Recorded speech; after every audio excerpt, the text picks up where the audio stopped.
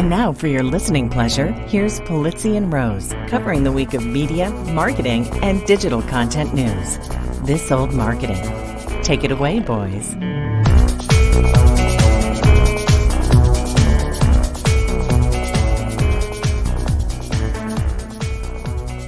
Well, hello, my friends. This is This Old Marketing, proudly brought to you by the HubSpot Podcast Network, the audio destination for business professionals. And I'm Robert Rose, and welcome to episode number 397 of our show for Friday, October 13th. Ooh, spooky Friday the 13th.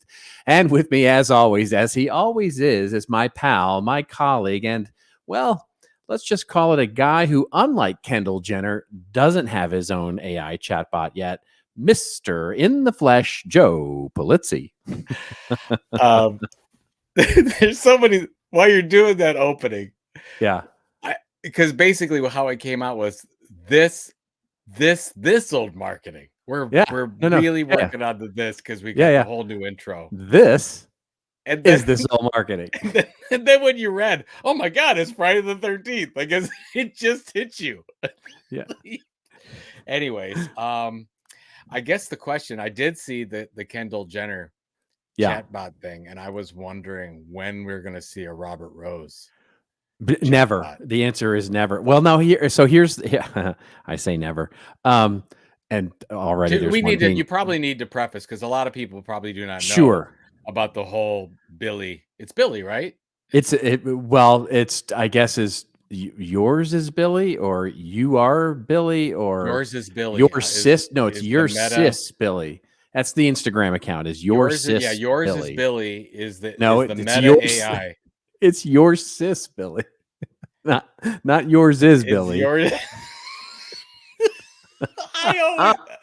I read that thing 4 times, and it said yours is Billie. It's bad. I thought mine was Billie. Yeah. This says yours is Billie. Okay. That's right. Your sis Billie. Yeah, your sis AI. That's the AI, yes. And it is okay, here's what it is. This is Meta's new. So Meta is going to be introducing a number of chatbots that are video based, where the celebrity actually talks with you and you can chat with it. Their first out the door, apparently, is Kendall Jenner, the very, very popular, your neighbor. Mine, indeed. Actually, I think she lives across. There's 2 big neighborhoods in our city, and I think she lives in the other one. But anyway, wherever the pretty people live. I digress. Get correct. Anyway, so I went and looked at it. Woo, that is some creepy shit. I'm just gonna tell you, it is just creepy stuff. It's really weird. Okay, and it's, just so I'm clear, because I'm not quite clear on it. You sent me a few articles on this. Yeah. The video where Kendall Jenner is saying that she's your sis, my sis Billie. Right. That's an AI. That's AI. That's AI. That's my understanding is that is an AI. Yeah. That's freaky, because nobody would know. Nobody. Oh, yeah, I could tell. I could. Oh, you could tell. Well, because you're neighbors. If you're not neighbors, this way, if it's not AI, then she's a robot. That I'm just telling you. Let's see if we can throw up a picture here. Yeah. Share all you got to do is go to your sis Billie, not yours is Billie. There it is. It's your sis. There it is. Your sis. Billie. You can see it on video. You see how that one? Yeah. And you can see if you click on that. If you click on there, you'll see it plays actually. So yeah. You got to log into Instagram. Oh no, they got me. But anyways, you can see her. You can see her there. But yeah, whatever. That's fantastic. Anyway, so you asked me if I was going to have my own chatbot. The answer is no, I'm not going to do my own chatbot. And I actually listened to Professor Galloway, who is doing his own chatbot. Did you go to the Prof G's? I have not yet. I did, and I didn't listen to it, which I think you can. But I typed in. I think I asked him the question: do you really think that this is okay to do this? And there was like 3 paragraphs on the paradigms and this and that, and I'm like, okay. Yeah. I was a little weirded out, to tell you the truth. Well, I don't know if this is breaking news or whatever, but CMI. So of course I write for every week for Content Marketing Institute. I write my weekly rose colored glasses column, and they want to test out and have gotten a company to test out reading my blogs, right? So an audio version of my blog posts in my voice. And last week they sent me a sample. They did a fast rendered sample, and there's certainly enough of my voice online to be able to do a fairly deep sample. But they took a quick sample. It was I played it with my wife, and she was like, oh, she goes like, I know that's not you, but man, is that it's scary good. I will tell you that it is scary good. Did it sound like, this is Robert Rose? Did it sound like that? It did not. It did not. Because because you sound exactly like Elmo. Yeah. Well, and it did, there's some really interesting nuances, right? Where you can tell that it's using some sort of learning model about pronunciation that I don't typically have. Like I retain some of my, I kind of go back and forth in my, my cadence and my pronunciation of words between sort of, I guess what would be considered more proper English versus my upbringing in Texas. Like, I say, advertisements, right? I don't say advertisements. And so those little tweaks you can sort of know yet, but it'll learn ultimately. It may. I don't know if it will or not, but I'm highly curious about it. Yeah. I'm wondering if we'll get to a point where I can do the podcast with Robert Rose AI bot. We should try one of those. Depending on how this thing goes, we should try. It would be very funny to have you and I having a conversation, two AI chatbots having a conversation. Was it after Content Marketing World, I went on to Marketing Cross B2B, and Drew Davis did his digital doppelganger keynote presentation, which was outstanding. Maybe the best one I've ever seen him do. And of course, Drew's amazing. Yeah, of course, he's awesome. But he has his digital doppelganger is his chatbot called Drewdini, and up on stage he's talking and Drewdini's talking, just like Drew would talk, and just looks just like, but he's got more hair and whatever.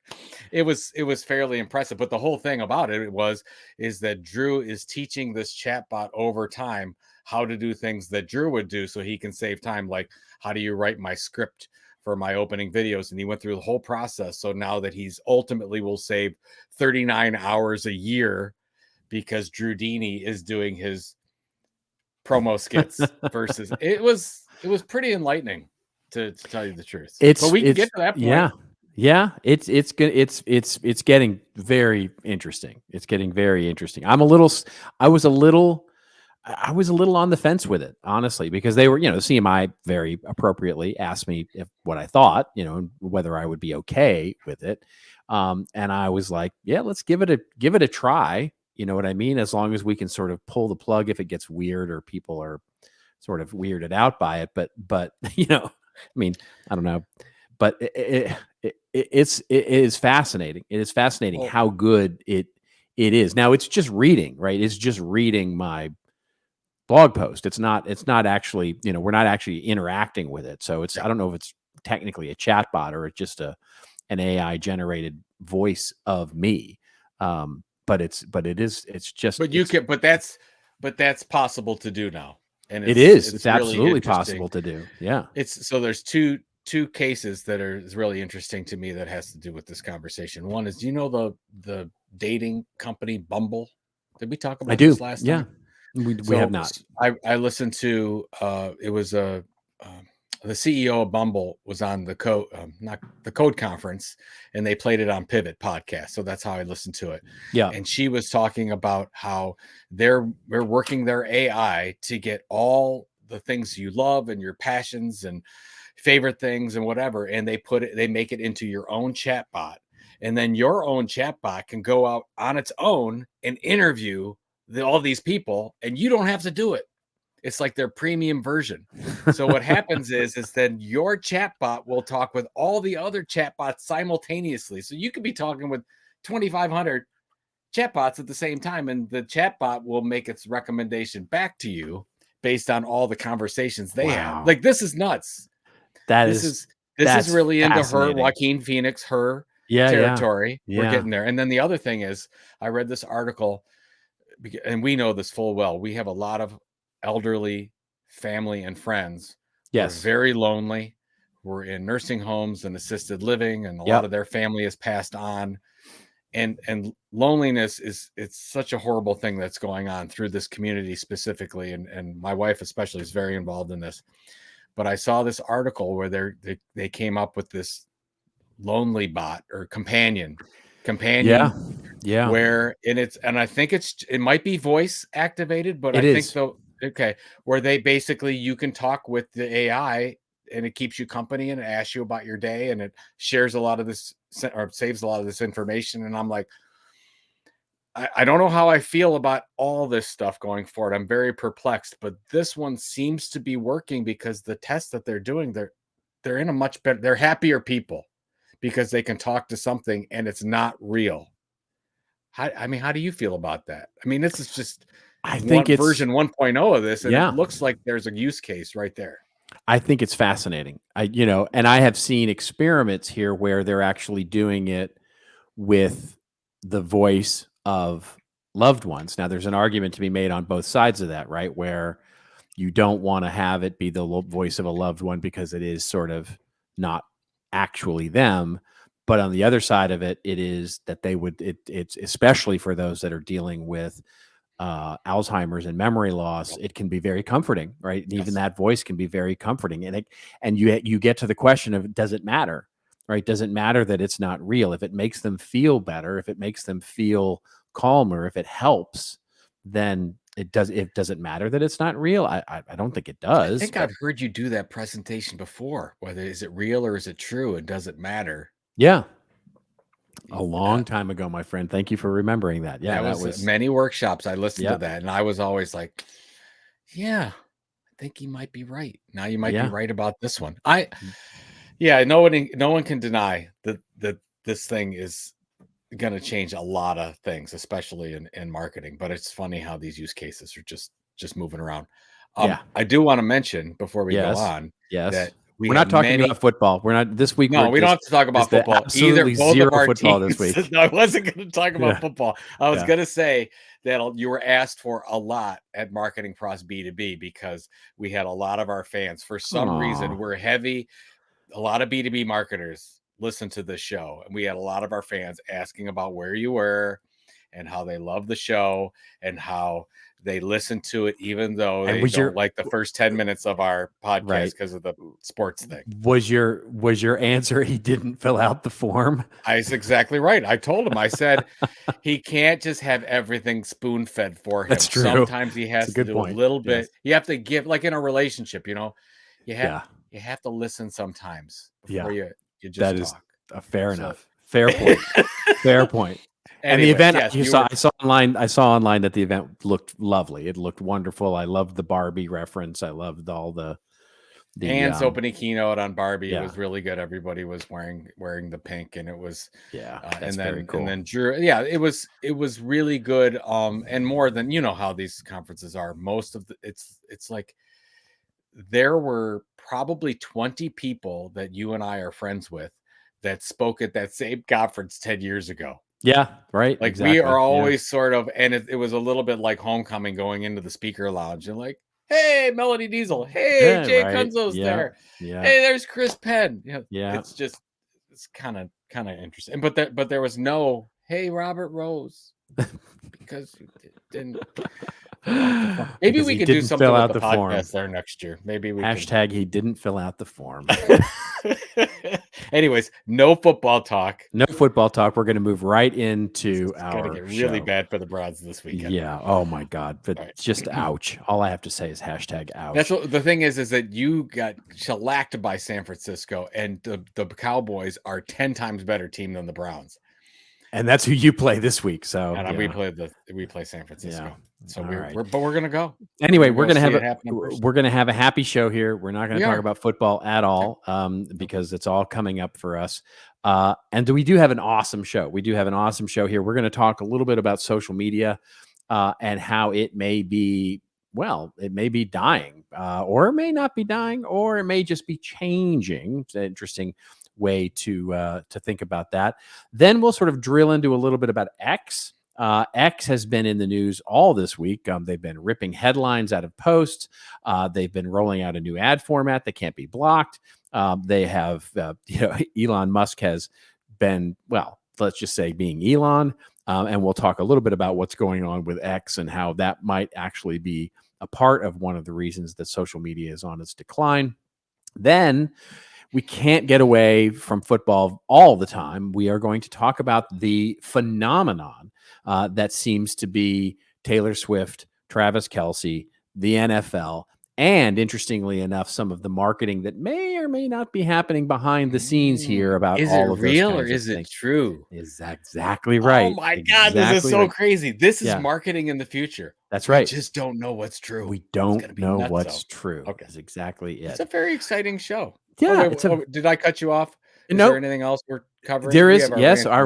We have our rants and raves, of course, where I will actually follow up a little bit. There was a great article in the Hollywood Reporter that basically would, now that the writer's strike is settled and the actor's strike actually is collapsing, it feels, the negotiations anyway, there's a big what's next. Wonderful article in the Hollywood Reporter about that. That's the one you wanted that. You asked for that last week. I did. And now you get it. There it is. It just took them a while. And then you're going to talk about the new movie Dumb Money and maybe the soundtrack with that. And of course, then Eddie Bauer, and I'm assuming the Eddie Bauer discussion is about their change from cursive to block letters over their logo. Yes, we're just going to mention it. I think it's important. It's newsworthy. Exactly. So, there we go. Exactly. Okay. So there we go. That's so a chock-a-block full show, as it were. And let's get to our first story here and let's talk about it, which is social media and where it happens to be today. So the main sort of backbone story, although there's a lot of different news articles on this, is coming to us courtesy of Axios, which says social media traffic to top news sites craters. Facebook and X referrals to top news sites have just gone down so very much. The article says website business models that depend on clicks from social media are now broken. Regulatory pressure, free speech concerns have pushed these tech giants to abandon efforts to elevate quality information, leaving the public more susceptible to misinformation ahead of the 2024 election. Meanwhile, news companies are scrambling to find business solutions while simultaneously fighting to protect their work in the era of AI. While the news industry has known this day would come, many are still unprepared. And just the graph is just remarkable here. Yeah, I got showing the graph right now. Yeah, it's gone down to 20% in one case and maybe, sort of a third in the other case with regard to, I guess it's X or X Twitter. and Facebook traffic have gone into the dumpers. But it's more, but there's others, because both you and I posted this week on this sort of, you called it a movement. There's something actually happening under the covers here. I think there's a broader trend happening under the ocean here.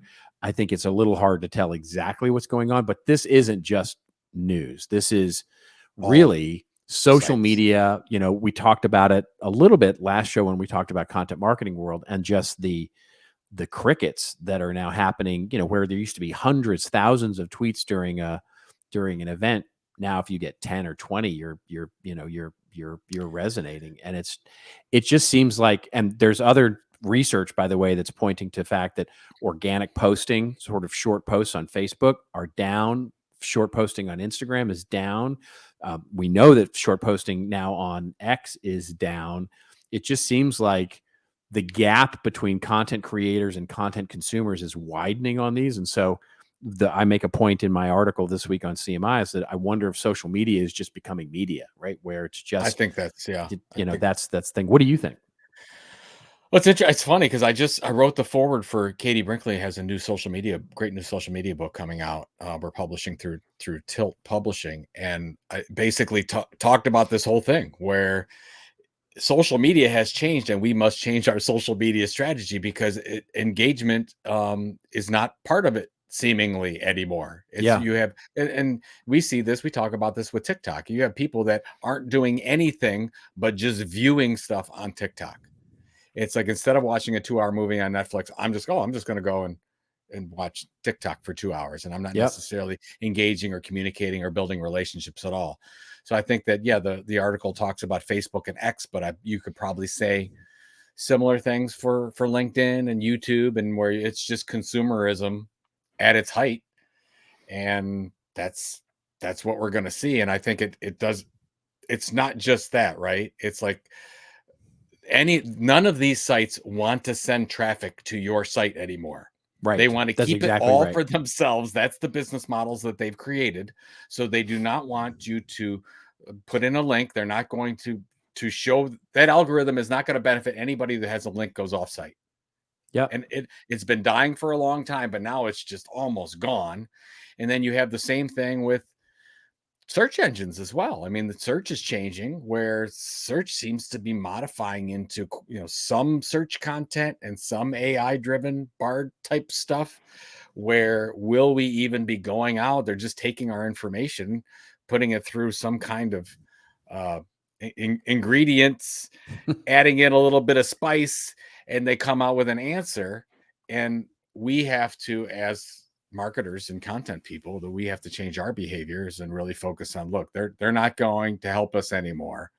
We need to focus on our email. We need to focus on our robust websites. We need to focus on proprietary content, big content, so that it's shared and talked about, so that AI actually reports on some of this stuff when people ask for it.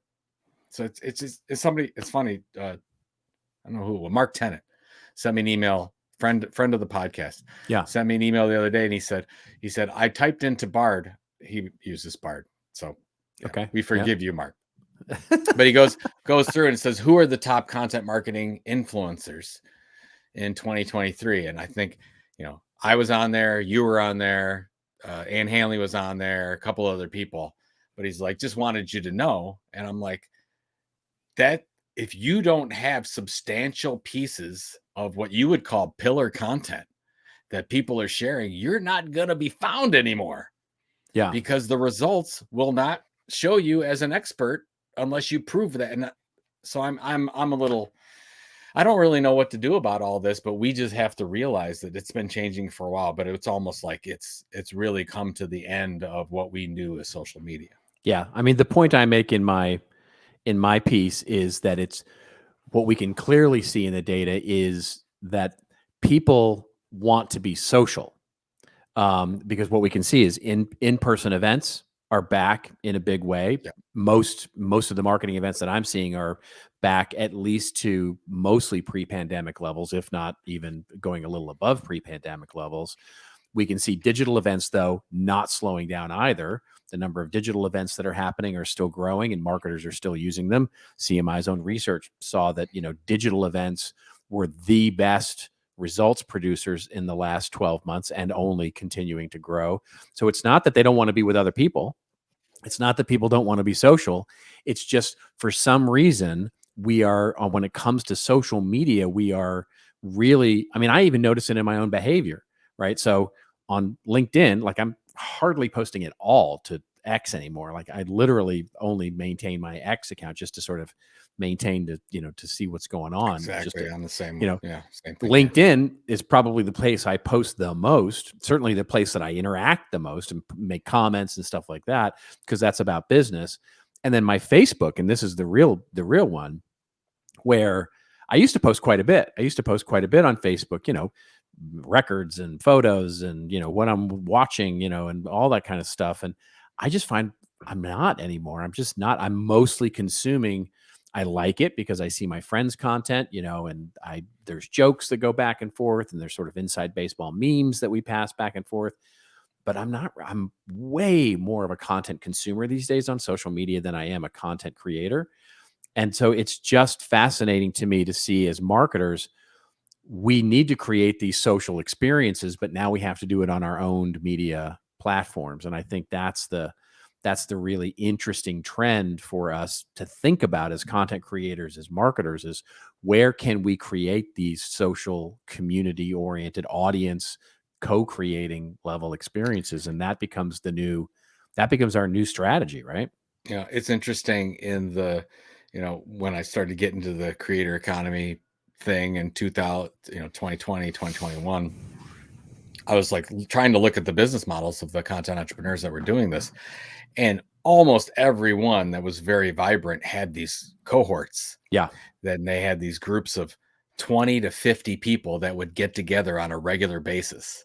And there's a lot of that going on in our, That's whether right. it's in content marketing or marketing in general. Meetups. Yeah, that's happening a lot versus where we used to, I used to look at the stream in Twitter and I had my people that I would follow, and now half of those people aren't even posting like you. That's right. Like, we don't post anymore. And then I see stuff that I would have never expected to see on X anymore. I don't even know what I'm looking. It's like they forgot who I was. Oh, absolutely. And I'm just seeing a bunch of junk. And I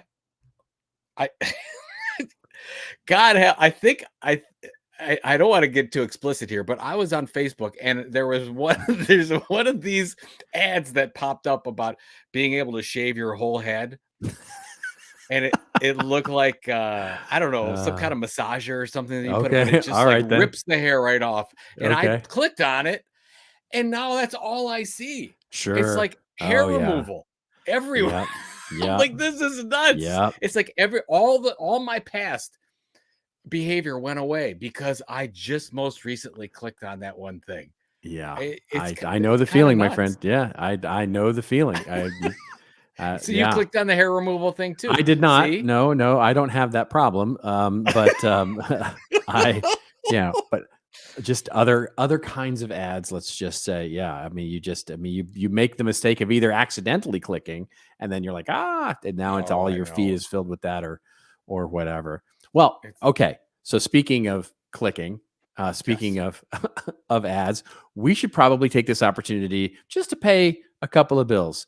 Daddy needs a new pizza. So let's pay a couple of bills, shall we? Yeah. Here at This Old Marketing, we like our football and football metaphors. And something magical happens when the third quarter ends and the fourth quarter begins. The energy changes. The fourth quarter is where games are won, where champions are made, and in business, it's where sales teams become legends. That's why HubSpot built Sales Hub, to give sales reps the deal-making tools they need to win in Q4 and close the year strong. Sales Hub's prospecting workspace organizes your schedule, goals, and to-do list all in one place to save your team precious fourth quarter time. Smart Sequences help sales reps close deals faster than ever. And with an easy-to-use deal management tool, reps can find, track, and close deals all in one place. Plus, AI forecasting helps you accurately predict future success. That means less hoping for deals and more crushing targets. Put your sales teams on the fast track to winning Q4 with Sales Hub. You can learn more at HubSpot.com/sales.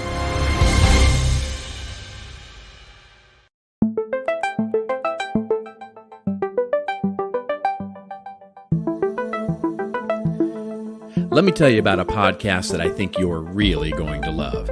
It's called Marketing Made Simple, and it's hosted by Dr. J.J. Peterson, and of course brought to you by the HubSpot Podcast Network, the audio destination for business professionals. Now, Marketing Made Simple brings you practical tips, and it's going to make your marketing easy, and more importantly, it's going to make it work. For example, on one of the more recent episodes I listened to, I love that they talk about specific things that you can do in the fourth quarter to make your marketing work. I mean, we all know that the fourth quarter is where things get, let's just say interesting, right? But they focused this episode on some practical things that you can do to make the fourth quarter fantastic. Just a great podcast. And you can, of course, listen to Marketing Made Simple wherever you get your podcasts. So go try it out, won't you? It's Marketing Made Simple.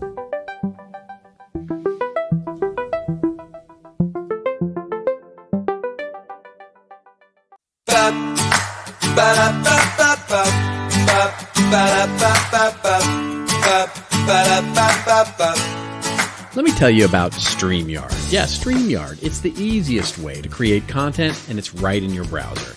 You can multi-stream to your social media platforms, host a weekly show with special guests, create webinars, record podcasts with local recordings, create videos, and so much more. I mean, you might even start a show with your friend, and 10 years later, here you are still doing the same darn thing. That's right, StreamYard makes it simple to get professional and polished content every single time. Joe and I have been using StreamYard for This Old Marketing and the YouTube channel, as well as live streaming to LinkedIn. We never knew how easy it could actually be. Just go to StreamYard.com/thetilt and receive a lifetime, that's right, a lifetime discount.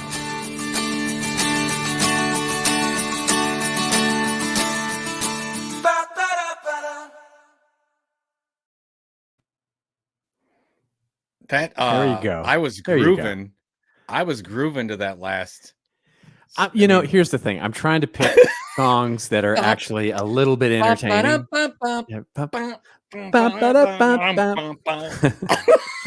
swear, so just so everyone knows, while those are running, Robert and I can see each other, but we can't talk to each other. So that last one, I was finding, you were grooving. Yeah, I was really finding that. I almost spun the chair over. I was so elated by trying I my hope best. Everyone didn't tune out after. Maybe we should break those up next time. I don't know. Yeah. Whatever. I like how you did a good job on those. Thank you. I think it's better. Let's hope the sponsors appreciate the extra effort that we put into. That's a lot of extra effort. All right. Yeah. What else what's next? We're going to move on now to our next story, which of course is about X, and there's just a lot of stuff about X in the news this week. So maybe the biggest one is, and we just briefly talked about it a little bit, which is Elon has decided to take the headlines out of posts and says that long form content is better on Twitter or X or whatever it is.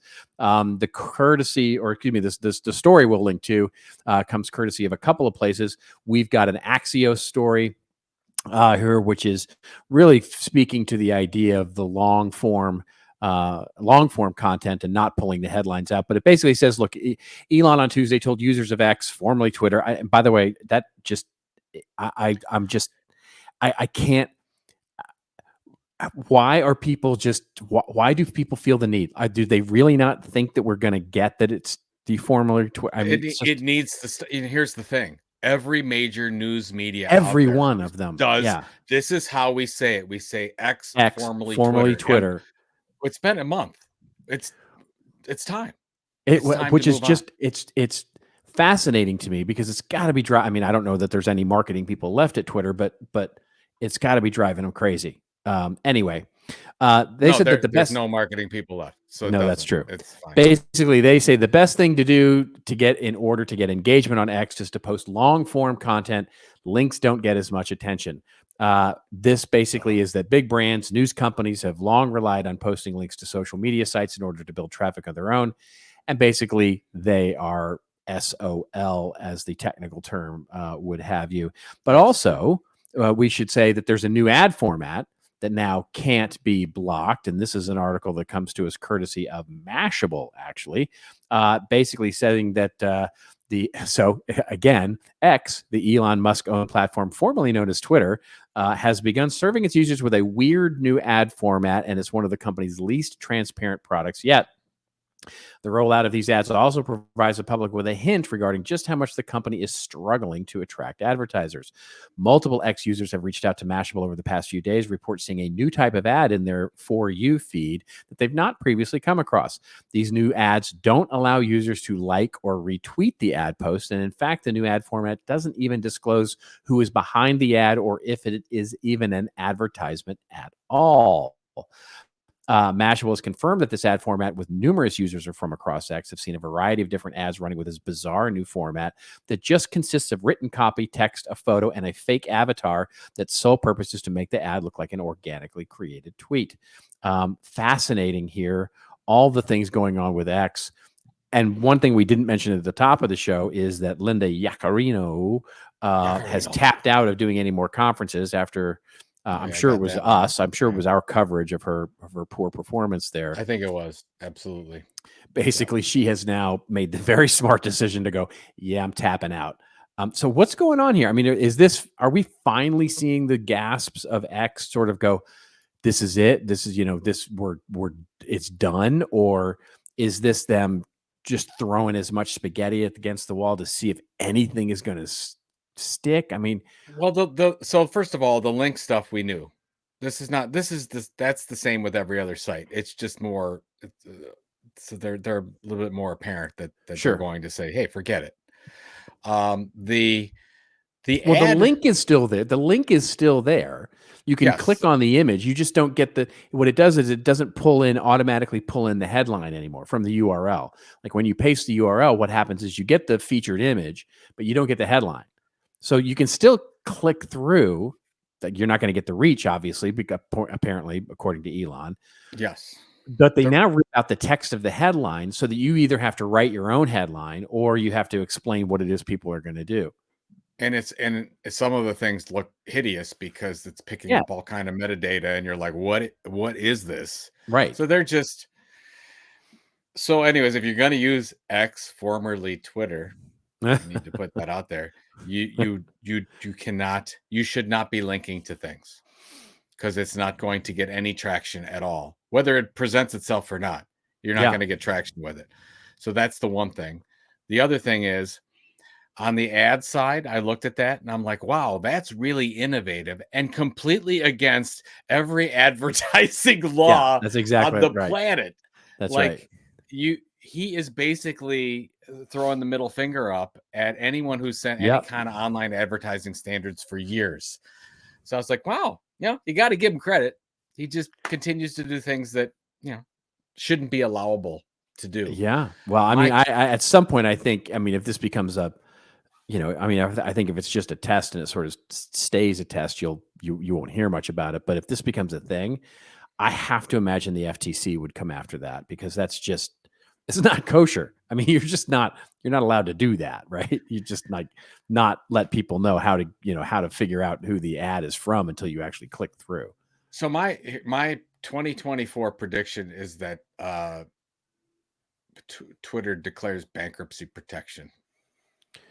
I don't think that's true. I think he's going to just continue to fund it.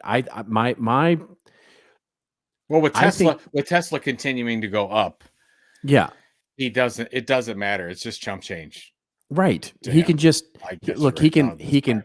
If the banks decide that they're tapping out, right? The banks are going to decide at some point. I have to imagine they're going to take a couple times on the dollar, 70 cents on the dollar or something like that. 60, 70. You're never going to get 70 cents on the dollar. Maybe like you to get 30% on the debt. On the dollar. Well, here's the thing, though. What you have to believe is that that he's going to continue to pay, right? Which that's the thing I think is pretty well set. I have to imagine that he's going to continue to pay. You mean he's going to continue to pay like he adheres to regardless internet advertising guidelines? You mean correct. That kind of thing? Okay. Correct. So, but I do think he will continue to pay. I think his ego at this point and his wealth at this point gives him an ability and certainly he's shown a willingness to, if the banks tap out, he can either buy the debt or somebody else might buy the debt, and he just continues to pay against whatever the new number is, and is they don't have, like you said very well last week, right? They don't have to make money, right? That company doesn't have to make money. It's a small company for him, and its existential threat is not whether or not it makes enough revenue. He just has to fund it, right? So it can be literally a toy for him. You're right, and I think we talked about it months ago. Remember when he purchased it? Actually, I thought he was headed toward X being a payments application. Sure, coming back to his, back to the PayPal days, but I haven't seen anything related to that happening. So, who knows? I'm more interested that we drove Linda Yaccarino away from 100%. Any other public events. Actually, it's funny. I think Elon tweeted at Kara Swisher, who runs the Code Conference, that she got I think he called her the devil. Yeah, he did. So she's a seething source of evil, or a seething source of hate. That's right. It's not the devil. A seething source of hate. Of evil. Yeah. Anyways, Linda, formal invitation. You can come to CEX 24 in Cleveland, May 5th through 9th. I will give you a really good spot. I'll be very nice to you because I feel bad. I feel bad that you're in this situation. No one deserves this. We're going to bring you on. Wow, I just don't feel bad for her at all. I cannot feel bad for her. These are just, I mean, if she didn't know that this was exactly what was going to happen. I mean, look, I admire. You mean like the coach of the Cowboys last week? There it is. Oh, see what you did? I'm sorry. I have no room to say anything. We don't even have a quarterback right now. Yeah. So all right, we're just gonna back that up a little bit. Exactly. Let's go back. And you were saying, as I was saying, yes, with Linda. I've lost my point. You completely. So basically, yes. I don't feel bad for her. I don't feel bad if she did not know what she was getting into when she entered into this whole adventure. Look, if she is basically saying, I'm going to stick it out because for the money, for the reputation, for the whatever it is that is keeping her motivated to stay there. Again, as I said last week, that's on her. Yeah. And so I can't feel bad for her because everybody said this was exactly what was going to happen. It wasn't like, oh, this is so surprising that she's being caught unawares by what a jerk, Elon is being. Do you think she regrets? Okay, I know you need to move on, but do you think she regrets her decision? No, I don't actually think she does. I think she's really well known now. Yeah, I think she's smart enough to have realized before going in that this was what was going to happen. Now, did she overestimate her ability to position things?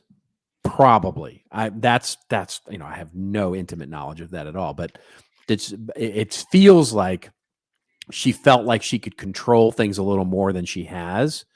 And she said, look, I know I'm going to get pelted with stones and sticks and virtual, fruit from the audience. And I'm going to deal with that. And it's going to be okay because I can control this for a certain amount of time, do what I can do to move the needle on Twitter and turn it around and then fade off and go do something, go do a big job. Right. Not unlike maybe a Melissa Mayer, when from Google and went to Yahoo and did that whole thing. But, I just think that I just think it's gotten out of control now. It's just out of control. Linda, you can come to CEX in Cleveland. There it is. We'd love to have you, and we won't be mean. No, to you. No, there's no reason to be mean. You get Robert will interview you. It'll go, but you have to wear your couch pants. No. All right. Remember the couch pants? I was just looking at them. Look at the couch pants. Those are, you just can't get those. Those some kind of leathery material. I'm gonna guess it's real leather. Yeah, I'm gonna guess it's real. But the glasses are wonderful too. It's got like Drew Davis glasses on. Yeah, well, that's the thing these days, right? Bold glasses are like a fashion choice these days. I can't rock the glasses. It's just not me. All right, let's move along to a fun story. This is really fun for us to talk about because it combines so many wonderful things that we care about: marketing and content and media and of course football. So the story here comes to us courtesy of QZ.com, which basically says that Ryan Reynolds. So there's a lot to unpack here. Ryan Reynolds knew Taylor Swift was the key to a State Farm marketing stunt. So for those of you who don't know, Taylor Swift, the amazing, huge, very, very popular singer, has been dating, then put that in rock and roll quotes for a moment, Travis Kelce, the tight end for the Kansas City Chiefs. It has made those games that Travis Kelce plays in go viral because Taylor shows up at the games, and now Swift fans all over the world are feeding and attending. So this last game, basically Travis Kelce's mom was at the game. And basically, as the article points out, State Farm Insurance is cashing in on the buzz around pop star Taylor Swift's and Kansas City Chiefs tight ends' rumored romance, all thanks to Ryan Reynolds' marketing company, Maximum Effort. So at the October 1st NFL matchup between the Eagles and the Washington Commanders, separate game, Travis Kelce nowhere to be seen, although Travis Kelce's brother plays for the Eagles. So their mom, both of their brothers, so their mom was actually at the Eagles game. And so at the Eagles game, like they're doing with Travis and Taylor, when they go up to the box and they go, "Oh, Travis, Taylor Swift is here," they actually did the same thing to the Kelce's mother, and who was sitting next to her but the Jake from State Farm, the sort of mascot, TV mascot from State Farm. Yep. So basically, this is Ryan Reynolds either leveraging the wonderful viral organic thing that's happened with Travis and Taylor and sort of applying it to knowing that they would get coverage of Travis Kelce's mom at the Eagles game and see State Farm there and get all kinds of coverage and talk and, sharing and virality, or the entire thing. And this is the interesting conspiracy theory that I want to ask you about. The entire thing, including Travis and Taylor Swift's relationship, is actually driven by Ryan Reynolds and his company, Maximum Effort. And all of this is a very well orchestrated marketing campaign for multiple clients. So what do you think about all that? So I agree. I think that the Ryan Reynolds involvement in State Farm and the whole thing, and by the way, it's amazing that the Kelce's mom goes to both games on a Sunday whenever she can. She gets the jet to fly. I mean, it's fairly amazing that she does that. Yes, it's a great marketing stunt. I mean, you've got a finite period of time where you can take advantage of this. Probably by next week, it's old news. But right now the question you ask is Ryan Reynolds putting together Travis Kelce and Taylor Swift? Right. That's what you're asking me. That's the conspiracy theory that you want me to buy into. Well, I'm not sure I need you to buy into it because, and by the way, it's not my conspiracy theory. It's one that's running around the internet a bit right now. So I didn't make it up. It's not my origination. I'm just reporting. I'm reporting what I see, my friend. I would like to think that the relationship stands on its own merits. Yeah. But I am wise to the ways of marketing, sir. And I know that this has been done before, and it could be a possibility. For a little shim sham. A little flim flam, a little shim sham, a little flim flam that Ryan's been playing. I don't think so, but I wouldn't put it past what the kinds of marketing campaigns that Ryan likes to be a part of. He probably loved the challenge, and I think Kelce would be absolutely up to it. I don't think Taylor would. Well, I don't think she's up there. I don't think she's going to. She doesn't need the publicity, right? She does. Absolutely, this would be her either getting paid or she doesn't need the money. She definitely doesn't need the money, and she doesn't need the fame. I mean, there's a wonderful meme going around on social media right now where,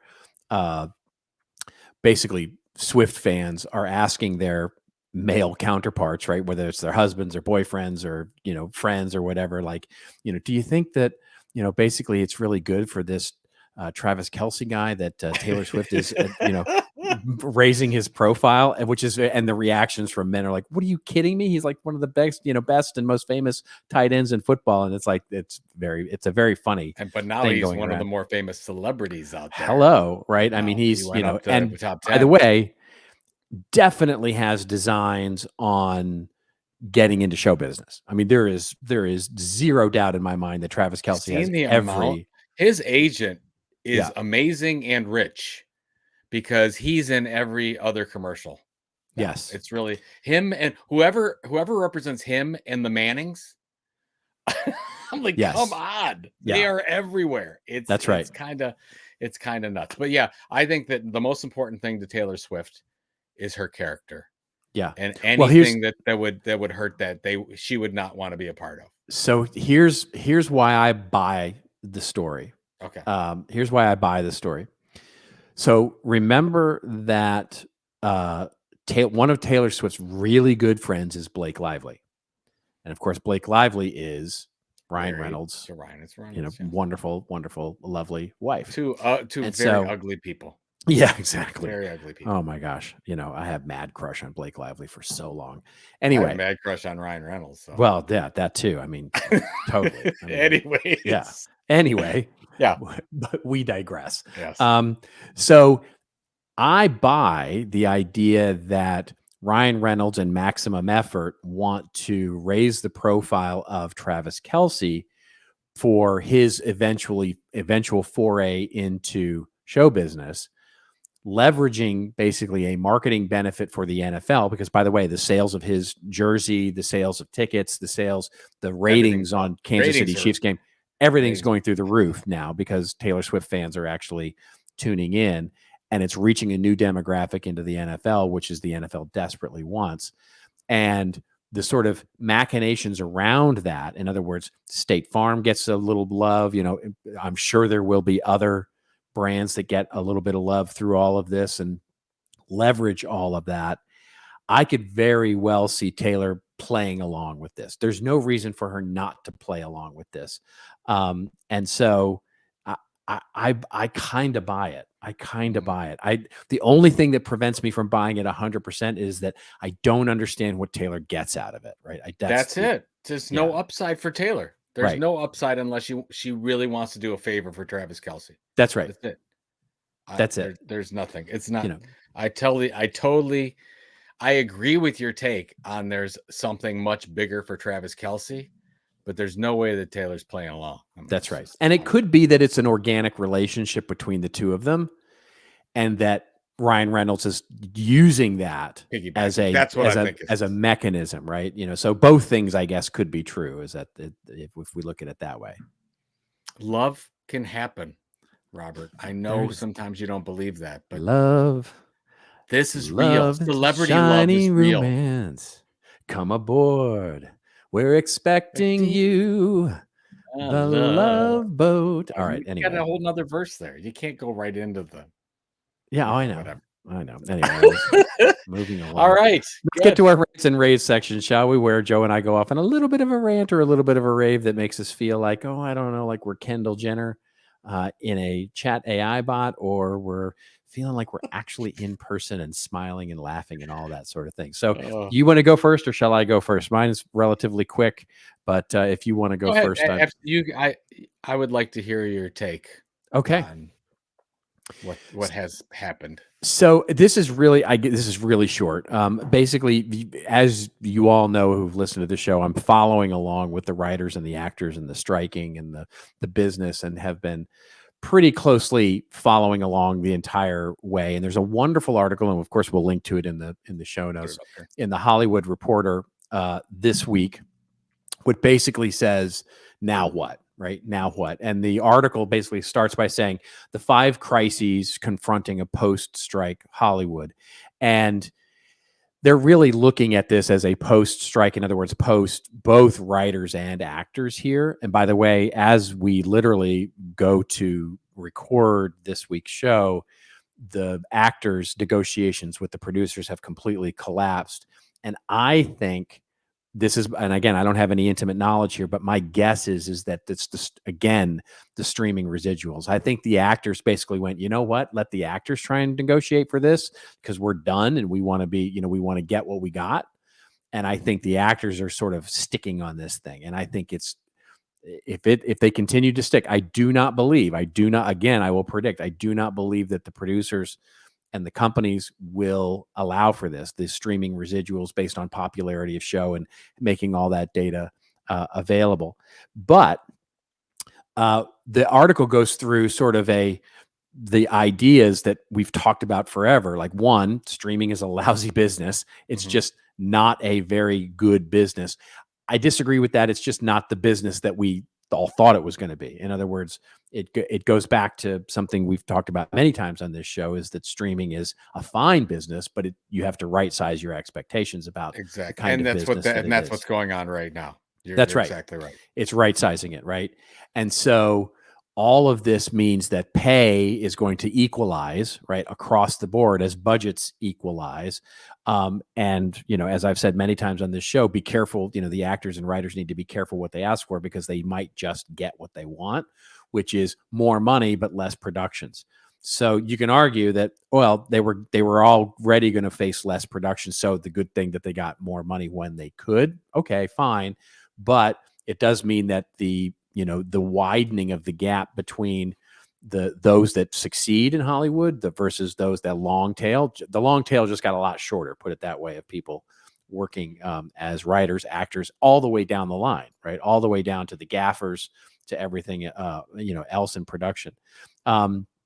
We'll see about the Taylor Swift movie, which opens up, but they basically make the point that that even Taylor Swift can't save theaters. Maybe that's true. I think theaters I actually am a little more bullish on theaters than they are here, but we'll see. We'll see. And the AI stuff, I think, is just silly. I think the AI stuff is all fear. Everybody's running from fear right now, and there's no reality here to really be worried about. I think the biggest one is the number 5 that they talk about. I mean, what are the 2 most watched platforms on the planet? And that's TikTok what I was going to YouTube. That's what I was going to close with. That's what I was going to close stole with. Your thunder. It's okay. It's all right. It's usual, right? So go ahead. Basically, no. That's it. That's Robert, it. What's number 5? The 5 is that the kids are on YouTube and TikTok, and that basically that's where people really consume their content these days. And if we've just lost our ability to, and not our ability, but lost our desire to sit through longer form sort of video content, I think we haven't as an audience, as a broad population. But I do think it is an absolute trend that is, we talked about it last week with the Ringling Brothers Circus and all those sorts of things.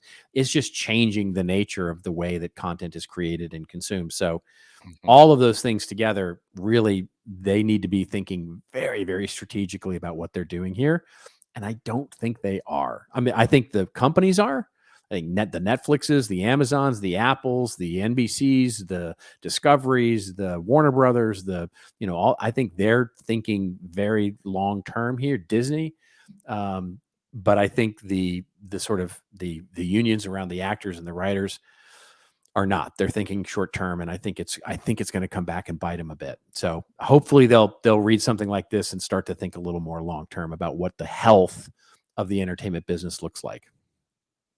Yeah, I think we're going to be seeing a very different industry in a few years. 100% agree with that. Yeah. It's very challenging. That's why it's funny, if you wanted to go out and become a big famous actor today, I think you would be better off building your own audience instead of going and because the odds of getting a big payday, like the odds of being a Tom Cruise, are so remote, more remote than they've ever been before. Oh, you're on mute. I can tell you for a fact that actors that I know here in Hollywood, one of the precursors to your audition for a new TV show or a new film is how many followers do you have on social media? How big is your audience? It's like publishing a book. Yep. Yeah. 100%. We'll publish your book if you can market it for us. Exactly. We'll publish your movie. You could be in our movie if you could be in our movie if you have an audience. Yeah. Where did we go wrong? Yeah. Anyways, all right. I love that article. Thank you for the take. I got two quick commentaries. The first one is Pam and I went to see the movie Dumb Money yesterday. Yes. And for those of you that don't know, Dumb Money, which was adapted from a book by Ben Mesrick, who wrote Social Network. The book was called Anti-Social Network. The movie is called Dumb Money, but it's about the whole GameStop debacle where the price of GameStop went through the roof. And it was the big hedge funds shorting the stock versus all the retail Wall Street bets investors. And it's I think they stay pretty true. And I think pretty realistic to what happened in the story, because it's funny watching a movie and I lived through that. I remember every day where GameStop was up 25%, GameStop was 50%, and then all the people that owned the stock then couldn't buy any more of it because of the whole Citadel Robin Hood thing. But I don't want to get into the details. So anyways, I would recommend the movie. I give it like a 7 out of 10. I think it's a very solid movie. A lot of good stars in it, a lot of fun people.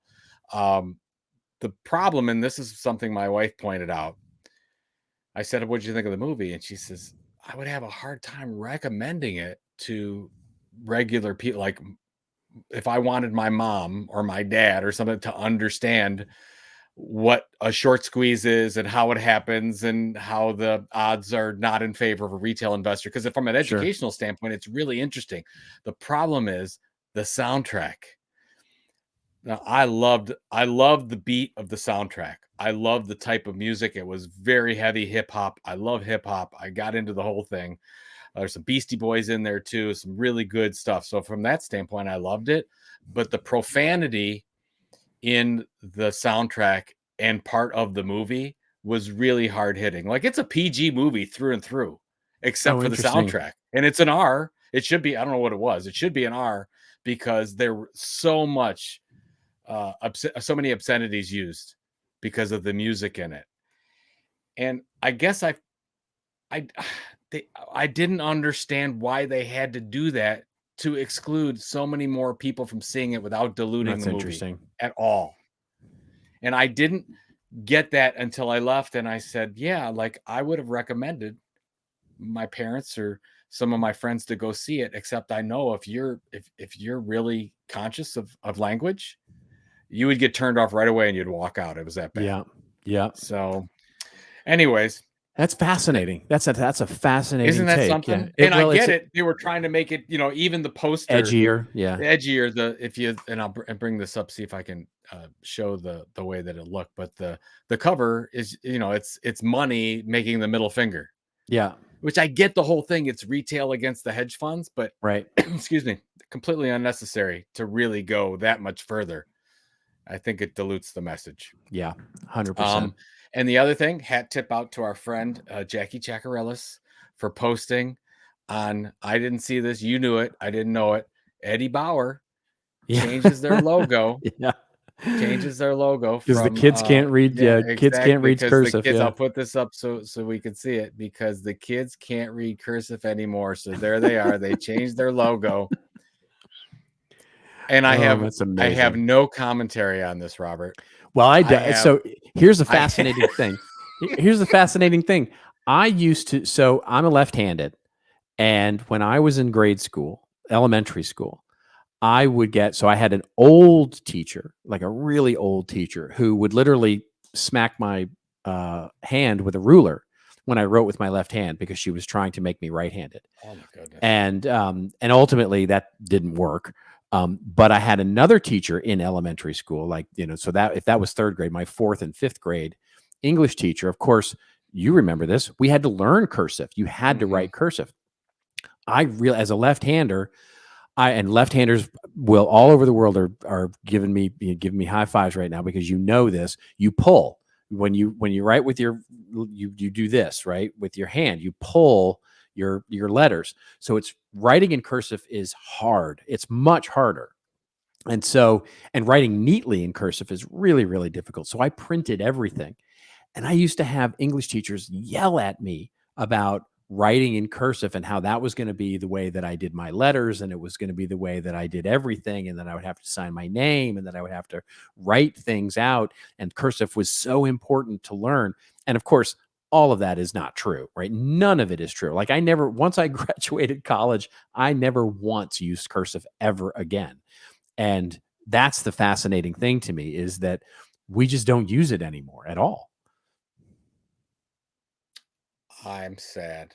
Yeah. Well, you're sad about cursive? You're sad about cursive, or you're sad that I like the Eddie Bauer logo the way it was. There's nothing wrong with the way they're doing now, but I get it. I mean, honestly, it's not like you're not stretching. I mean, who can't read the Eddie Bauer logo cursive?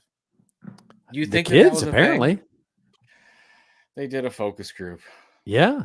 I think it's fascinating. I think it's fascinating. I mean, if you ask anybody under the age of 25, I'm probably older than this, but I would say if you asked anybody to under the age of 25, draw a cursive G or a cursive capital Q or a capital Z in not capital Z, a small case Z in cursive, they would have zero idea how to do that. Yeah. Well, I got the Z's covered. Well, of course, yeah. You had to learn that there. But yeah, you're right. I could see that there are a few letters that are. Yeah, but maybe we should go back to Latin. Maybe that would be. That would be there. You go. That would be helpful. But anyways, all right. So thanks to Jackie for absolutely promoting that little bit of knowledge that we either believe that's good for society or not. What do you got this week? What are you doing? Oh man, that's a good question. You going to the game? Oh, hey, I'm going to. Yeah, we're going to the Browns 49ers game on Sunday. There's no Arsenal game, so that's all we have. All right. And I don't know how long I'm going to stay at the game. And for those of you that don't know this, so this is Thursday evening. We're recording this. Yeah. And as of right now, we have PJ Walker starting. And that's all you really have to say against the best team, arguably the best team in the league, 5-0. Yeah. Had a very decent week last week. Yeah, they did. I'm not sure. So what do you have going on this week? I'm going to rest this weekend because it's been I was traveling this week actually to a conference. And so I'm back. So I'm going to do a little resting this week. I'm supposed to have really spectacular weather here, so maybe take a hike or something like that. Then Monday night I have my next game. But other than that, it's, we're fourth quarter is finally turning around a little bit. We got a little more client work to deal with, and so that's all good. And before you go on, we had multiple people say that they love your ebook print deal. So pitch out your book right now. Oh yes, of course. There's the book. Yeah. So if you go to koganpage.com, you can actually buy the book and get the ebook as a package, right? And so it's a much better deal than you'll get from Amazon.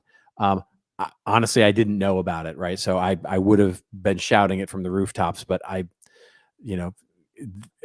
just didn't know about it. So I think that's fantastic. I'm so glad that the publisher. We'll put it in the show notes. Yeah, that's very kind of you. Thank you. Yeah. Content marketing strategy. You got and by the way, thank you for the wonderful acknowledgement. That was very nice of you to say those kind words about me. Well, it's true. So, you know what it is. It's fun. Yeah, it's fun. Well, I like your book. I mean, like, I wanted to do really well because we've been through this together for I was just on and this is I promise we'll get out of here, but I was just on Doug Burdett's marketing book podcast. It's a fantastic podcast, and he played me your testimonial, which of course was just for you all to know. If you don't listen to that podcast, Joe's testimonial was, do I really have to do this? I mean, God knows I get to talk to him too much as it is, but I mean, God, it was lovely. I thought Doug lovely. Really, I'm glad that came off well. Yeah, he's like, can you give this? I said, I give you better than a testimonial. I give you real life. Yeah, that's what I'll give you. So. All right, everybody, thank you so much for hanging in there with us. Until we see you next week, well, just remember, everybody, it's your story to tell. Tell it well. We'll see you next week on This Old Marketing.